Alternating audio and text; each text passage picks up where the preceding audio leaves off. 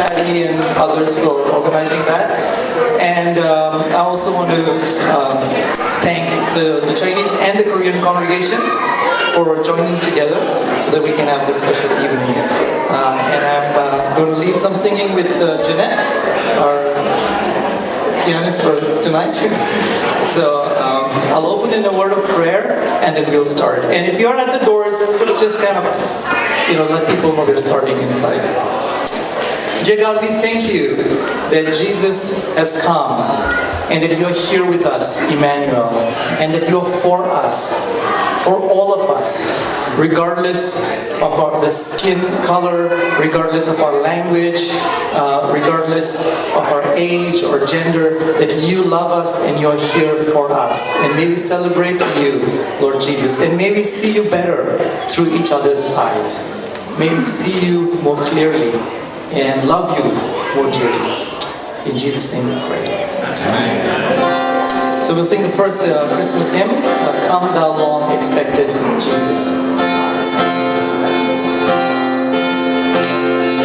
Come Thou Long Expected Jesus, born to set thy people free from our fears and sins. Release us, let us find our rest in thee.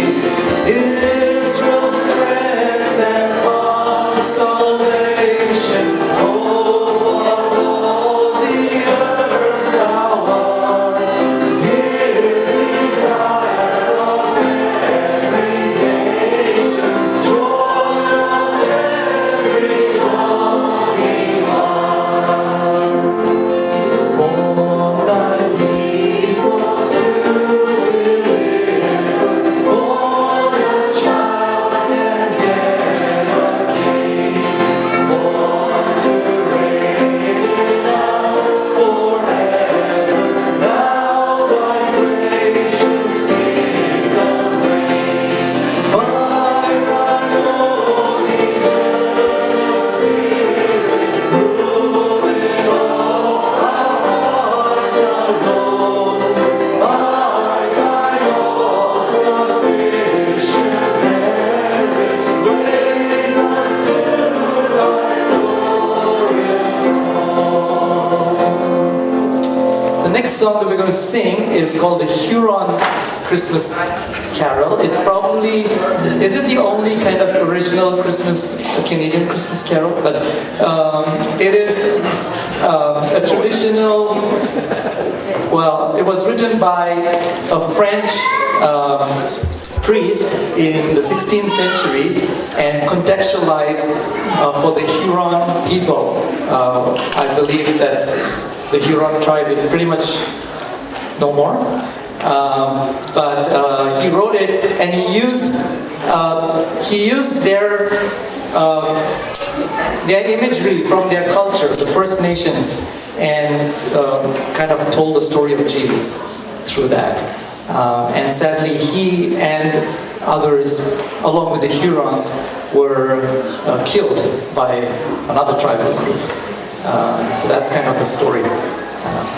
So when you read words here, like the mighty Gichi Manitou, he's used their concept, just like in Korean you would use Hananim for God, which is also used in the other cultural kind of terms for God. And he's using that for the Great Spirit as in for God. So just so that you know that.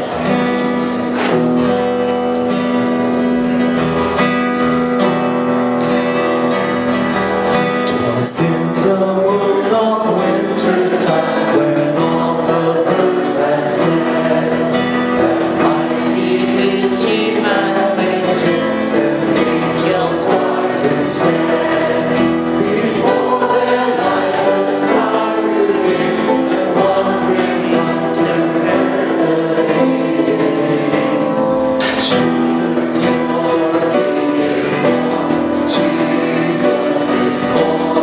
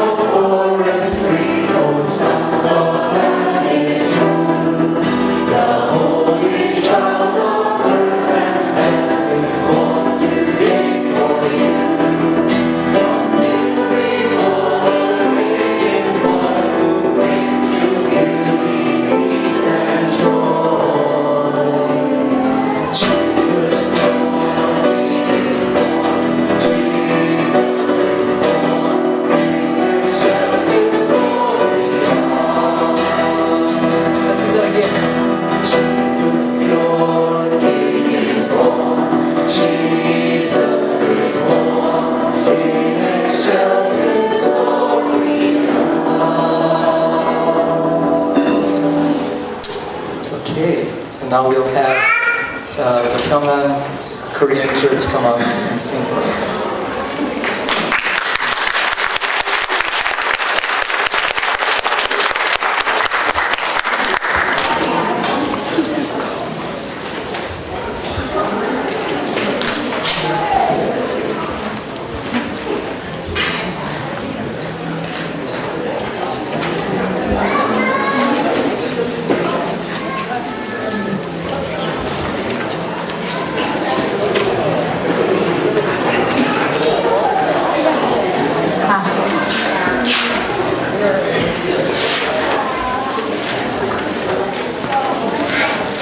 Shalom.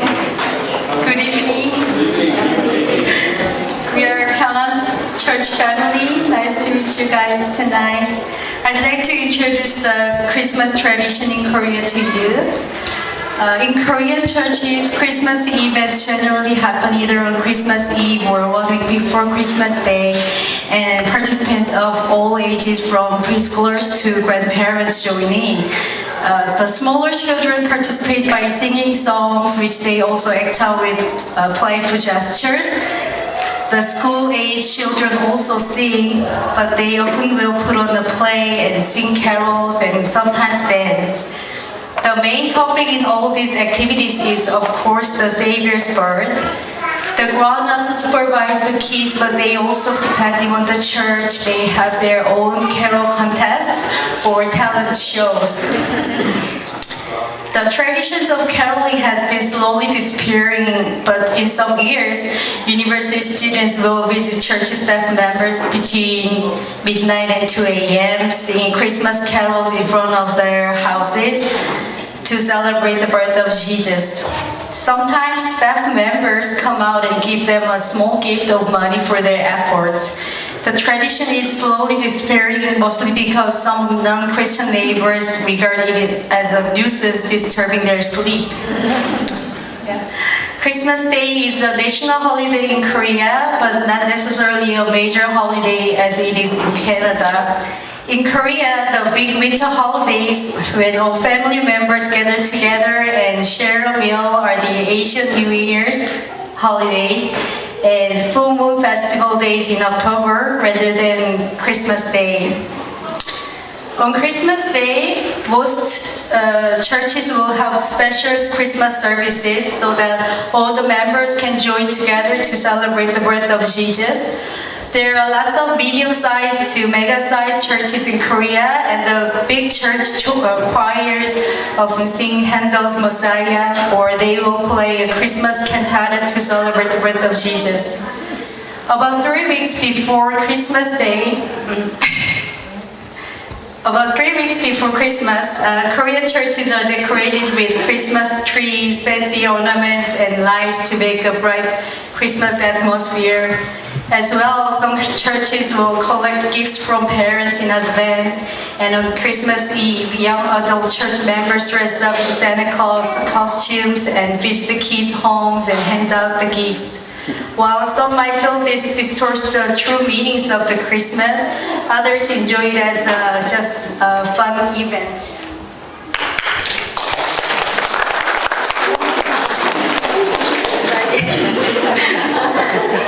Many preschooler and elementary school kids invite their non-Christian friends to church on Christmas Eve or Christmas Day, whichever day they have a special events on service planned.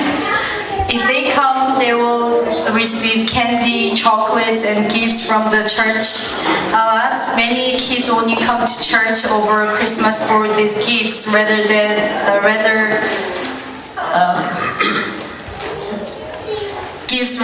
for the message. Still, whether they are believers or not, Christmas Day is a happy day for everyone in Korea for sure. And as the apostle says, glory to God in the highest, and on earth peace to men on whom his favor rests. Luke chapter 2 verse 14. Amen. Amen.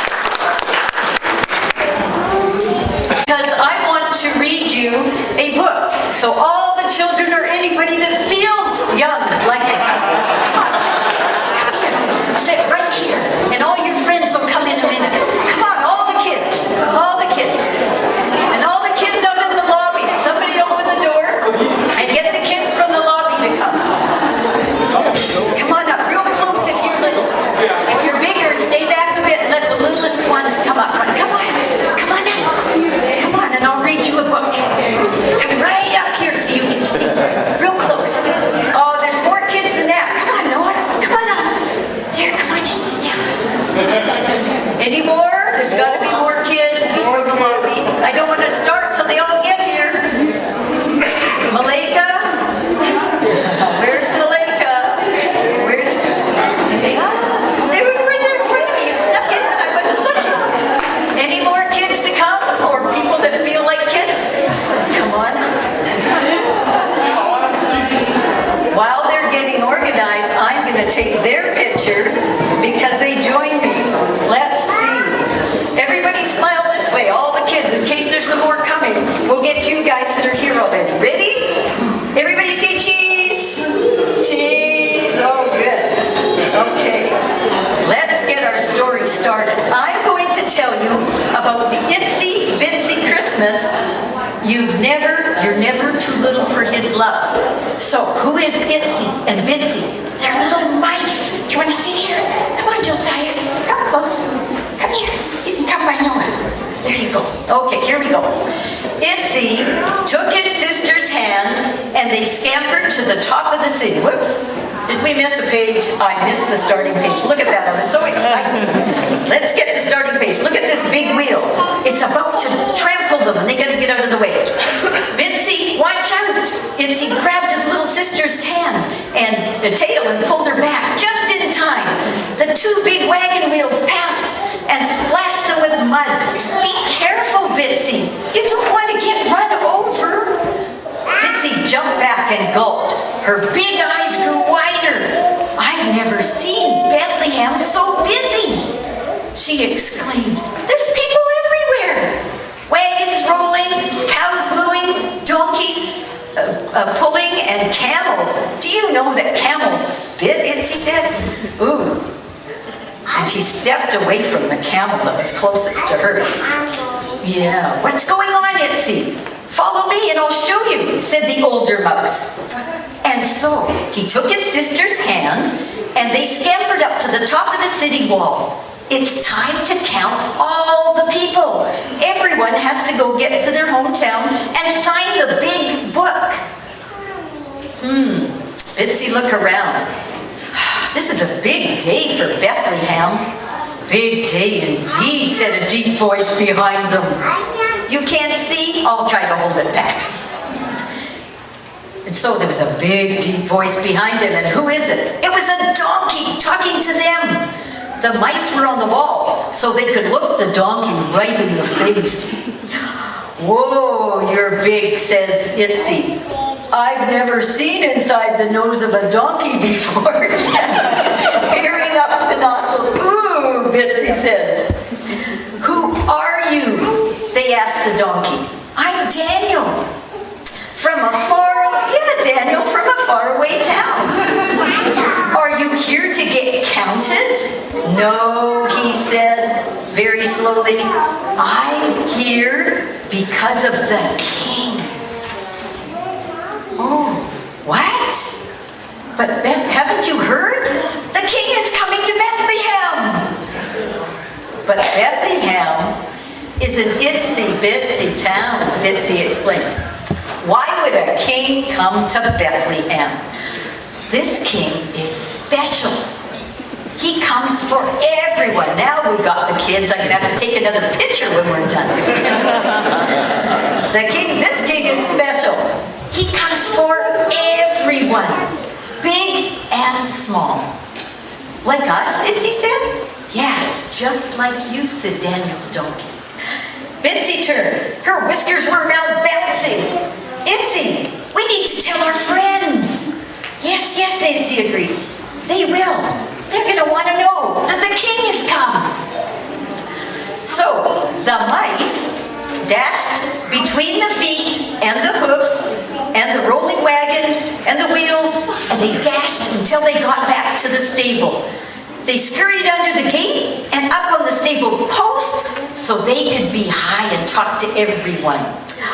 From their spot high above the floor, they could see all their friends. Ruthie, the mama horse, was there. She was the biggest. Rowdy, the rooster, was perched on the rail. 6 sheep, they were crowded into the corner. And Charlie the cow grazed on some hay, and Grumpy the goat. He was sulking in the other corner. He never smiled. He was always mad at someone. Do you know somebody like that? Yeah. Itsy cupped his hands around his mouth and squawked, "Okay, everyone, gather in, we need to talk." No one moved. No one even looked at them. Bitsy tried. "We have big news," said the mouse, but of course they got itsy-bitsy voices. No response. Bitsy turned to Rowdy the rooster. "Can you help us, please?" "Sure," replied Rowdy. "I love any excuse to make some noise." And he leaned his head back, and what did he say? You say it with me. Or cock-a-doodle-doo. Yes. Well, do you think that got their attention? Let's see. The animals all lifted their heads. "Hey," groaned Grumpy the goat, "knock it off. I'm trying to nap over here." "Itsy and I have big news." "You're moving?" said Grumpy.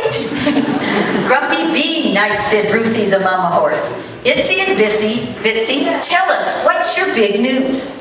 "A king is coming to Bethlehem. To us." No one spoke for a long time. Then Rowdy crowed, "A king to Bethlehem?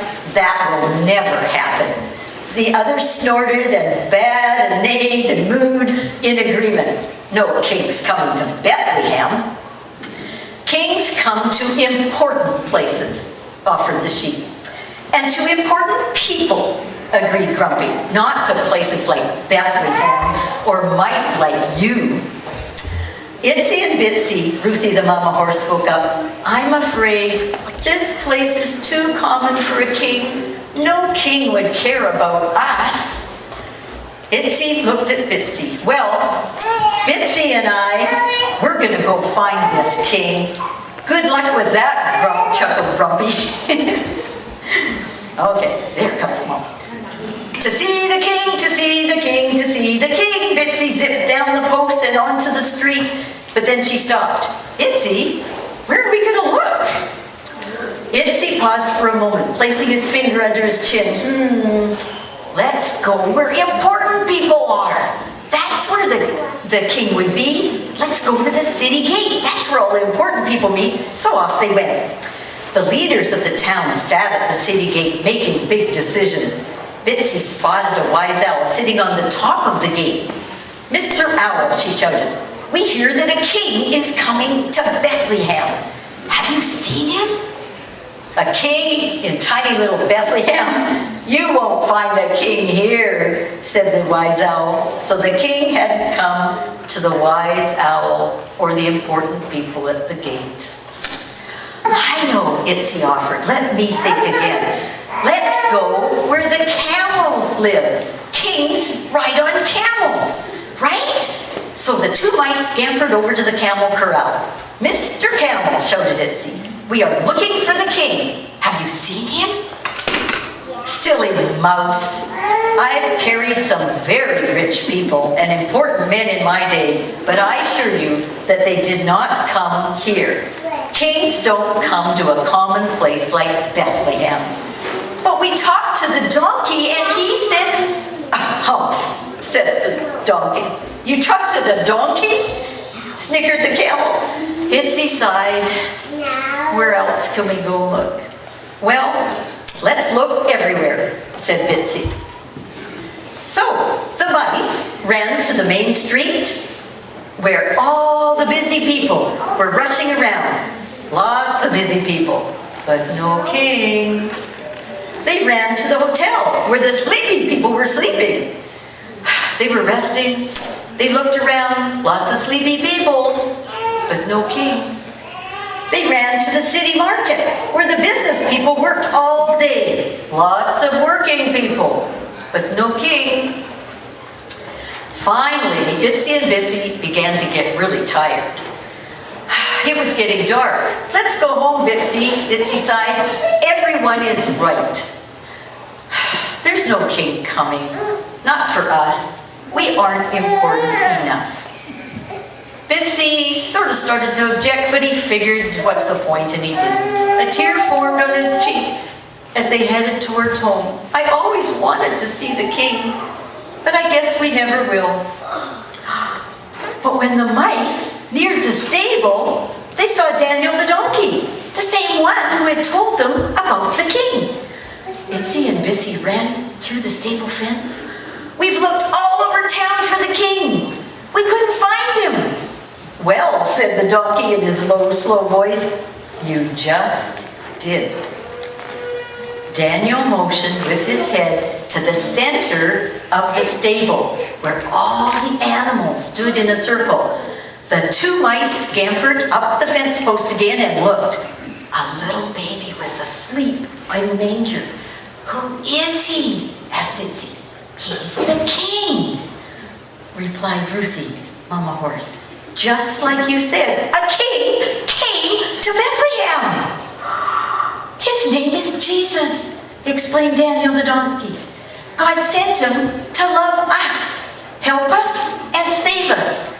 "He came for me even though I laughed at you?" asked Rowdy the rooster. "And for us even though we doubted you?" said the sheep. "And me? I can get cranky," admitted Grumpy. Daniel smiled and he nodded his head. God sent Jesus for all of us. One more page. "Who would have thought," observed Itsy, "a king for everyone." A tiny tear of joy rolled down all the way down Bitsy's nose. "He came," Bitsy said with a smile, "even for a little one like me." How about you kids stay? Because I want to take one more picture. Now we have more of you. Okay, everybody's going to smile this way again. Let me just see if we can get you all in. I'm going to go back one more step. Okay, cheese. Good. And now you can go back and sit with your parents.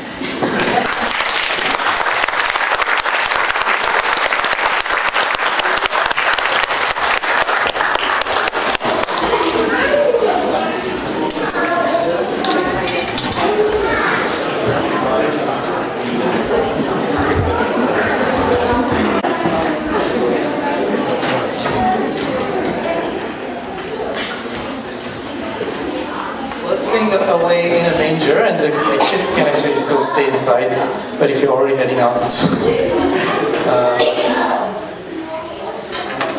for those of you who probably didn't catch that, but when the Korean church sang "Lord, I lift your name on high," they actually sang it in 3 languages: Mandarin, Korean, and English. Yeah. That's why they got that big applause from the Mandarin church.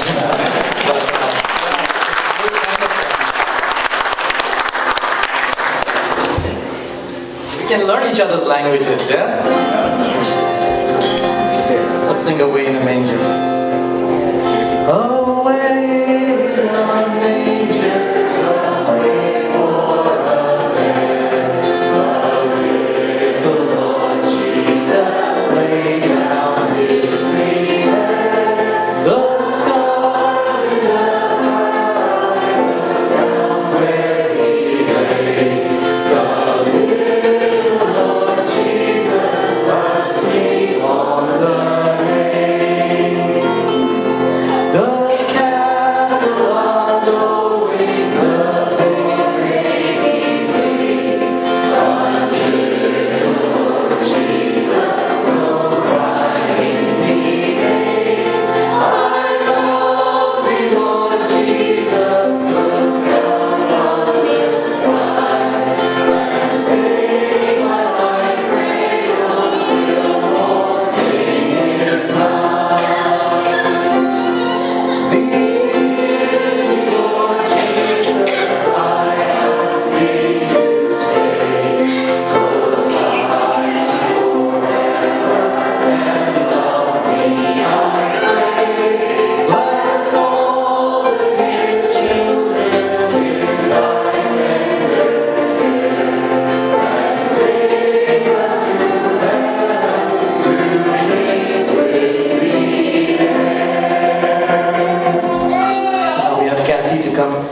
And share with us about a Christmas tradition that especially she and her family has been following for many years.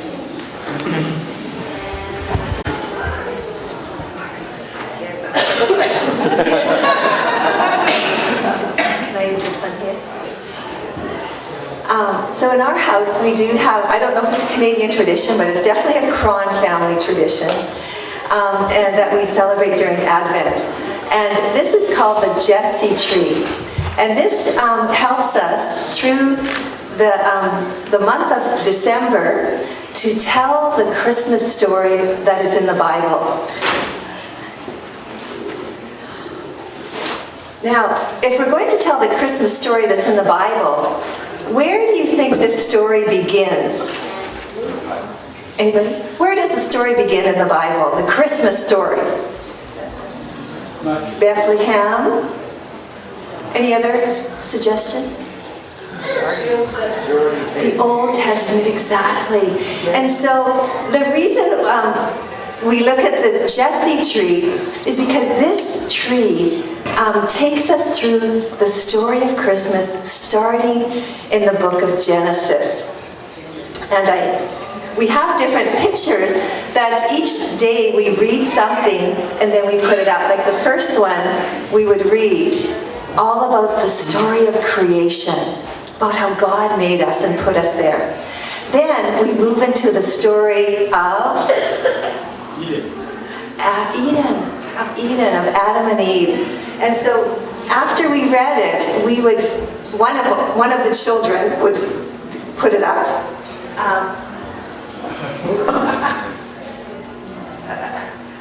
We wouldn't have Mika holding it the whole time. She would be on the wall. Okay.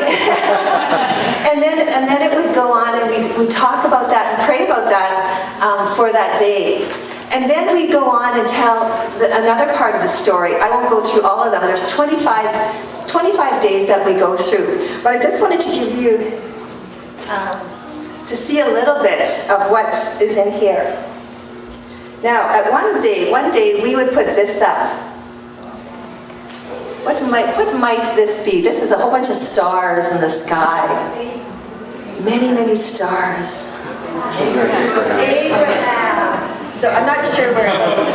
Okay, so we would put that up, and we would read the covenant that God made with Abraham, the stars in the sky, as many of the stars.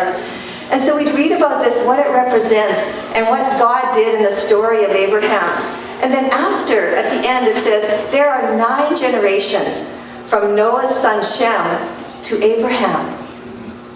And then we keep going, until we get to the part where it says, there are this many generations between, I don't even know what I have here. We have Noah, so Noah's before Abraham. Then we have, let's do one more. Here's another one in this story of the Itsy tree. It's sheaves of wheat. Joseph. Not Joseph, but that's a good one. That could be Joseph. I have a different one for Joseph. Ruth and Boaz. And so we put that somewhere on our Itsy tree. This would have taken days to get there. Let's see where Ruth and Boaz are. Day 11, actually. Okay. Your God will be my God. So we read about that. And then we read, there were 7 generations between Jacob and Boaz. Ruth and Boaz were the grandparents of Jesse, who became the father of David, King David. Okay, this is from the book of Ruth. And Ruth is in the story, in the line of Jesus. And so we would keep going through all the stories till we got to Bethlehem, I guess. And then we'd walk through. Some of them were for, Mary and Joseph, for the people that celebrated and were waiting for the coming of the King. And so in our house, we've done this for years. The first time we did it, actually, our girls, they're tall enough now, but they weren't tall enough. When we had it up on the wall, they weren't tall enough to get the top star on. We had to choose the older girl to put on the top star. And so even now, 15 years later, we are still doing this tradition, and we're changing it, and Mika and I have redesigned some of our things that we put up, and we've learned so much about what God is doing in the world, right from Genesis to the very story of Jesus' birth. And so this is one tradition that we have done a lot, and we hope to continue.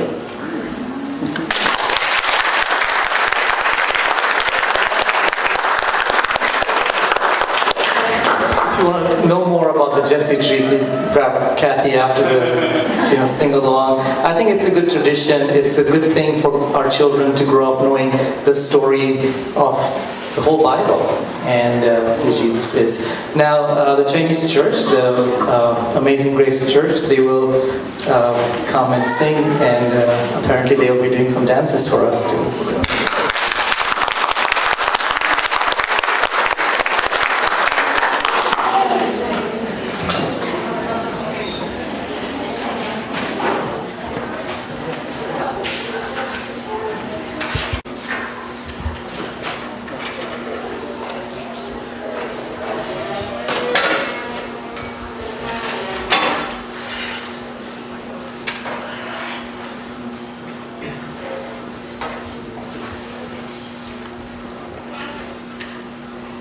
Hi everyone.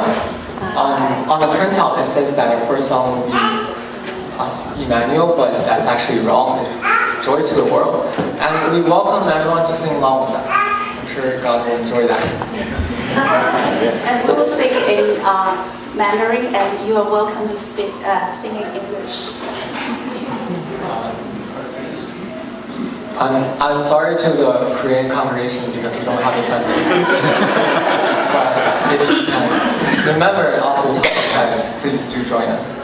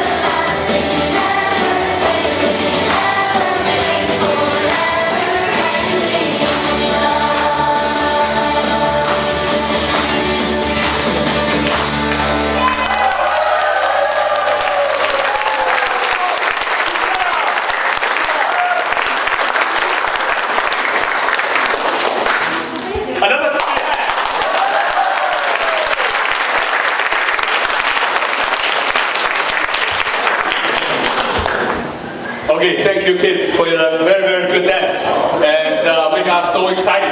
And thank you Kim for singing in Mandarin. Is that Kim, right? Kim singing in Mandarin. Yeah, thank you. So, does everyone here know we are here tonight? It's not only to celebrate our Jesus for his first come. We also celebrate his second come. Right? According to Revelation 22:20, he who testifies these things says, yes, I come quickly. Amen. Yes, come, Lord Jesus. So we have our beautiful sisters here. They will step up. They are wearing so beautiful wedding clothing. Presents us, everyone here, to wait on our husband, Jesus, to come back, to marry us, not only sisters and brothers. Every one of us is the wife of Jesus, right? So, Revelation 19:7. Let us rejoice and be exceedingly glad, and let us give the glory to him, for the marriage of the Lamb has come. His bride has made herself ready. Amen. Amen.